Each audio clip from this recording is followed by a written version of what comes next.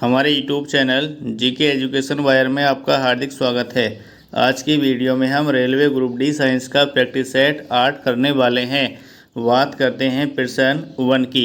कोशिका का ऊर्जा गृह किसको कहा जाता है? तो राइट आंसर है ऑप्शन सी, माइटोकॉन्ड्रिया।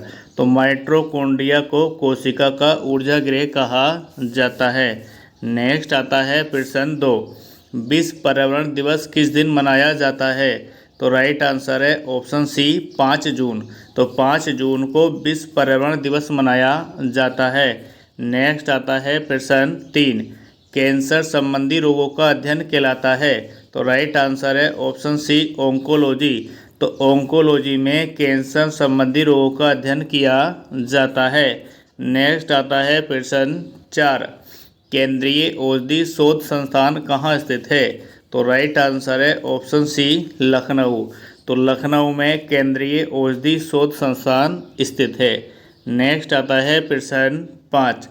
परमाणु में प्रोटॉन रहते हैं? तो राइट आंसर है ऑप्शन ए, नाभिक के भीतर। नाभिक के भीतर आपके प्रोटॉन प्लस न्यूट्रॉन दोनों रहते हैं।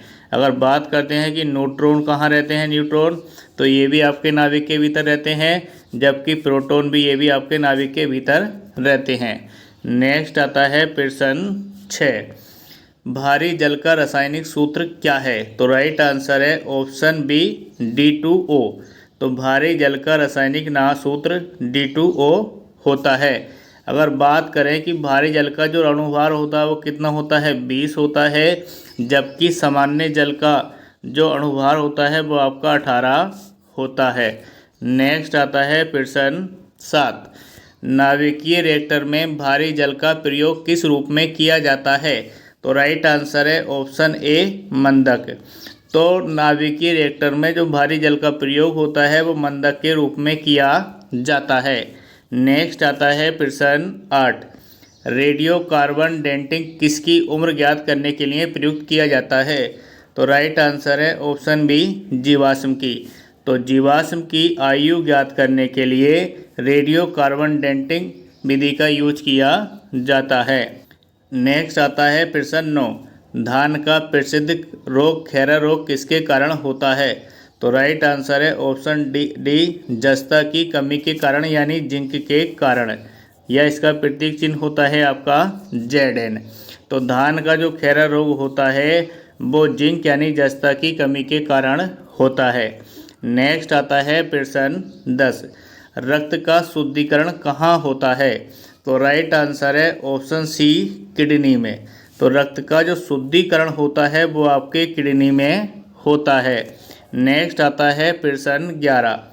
सूर्य विकिरण का कौन सा भाग सोलर कुकर को गर्म कर देता है?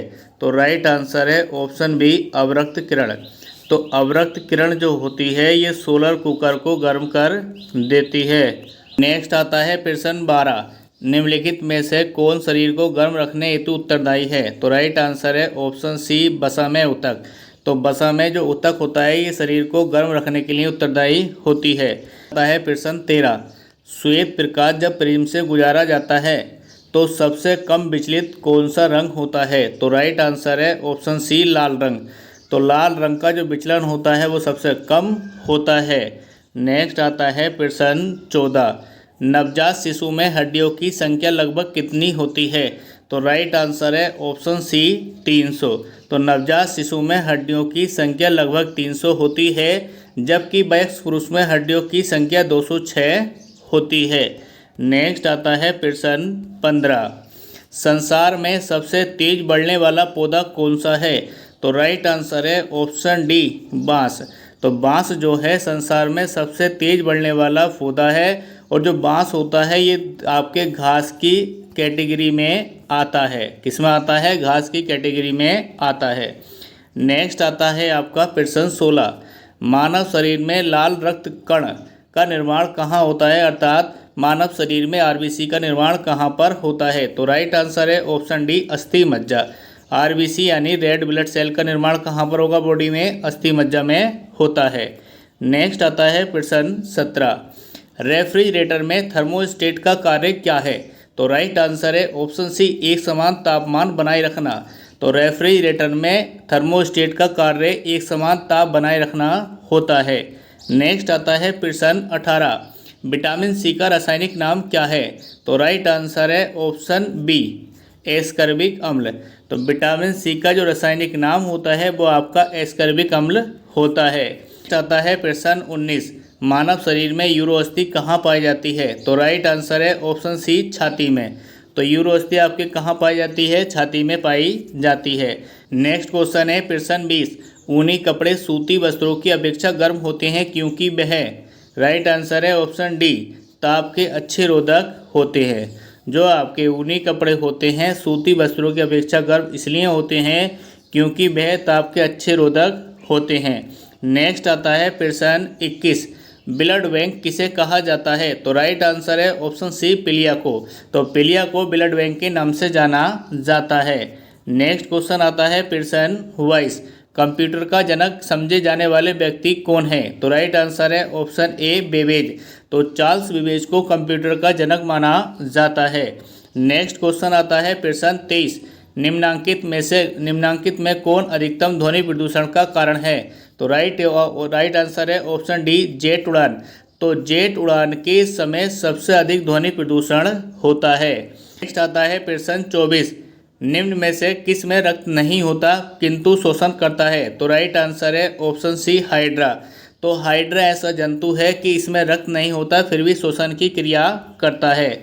नेक्स्ट क्वेश्चन है और आज का लास्ट क्वेश्चन है हमारा, किस ग्रंथि को लुप्त हो जाने से आदमी बूढ़ा हो जाता है? तो राइट आंसर है ऑप्शन बी, थाइमस ग्रंथि। तो थाइमस ग्रंथि जो होती है ये बुढ़ापे में लुप्त हो जाती है। ऐसी ही वीडियो को पाने के लिए हमारे चैनल को सब्सक्राइब और वीडियो को ज़्यादा से ज़्यादा लाइक कीजिए।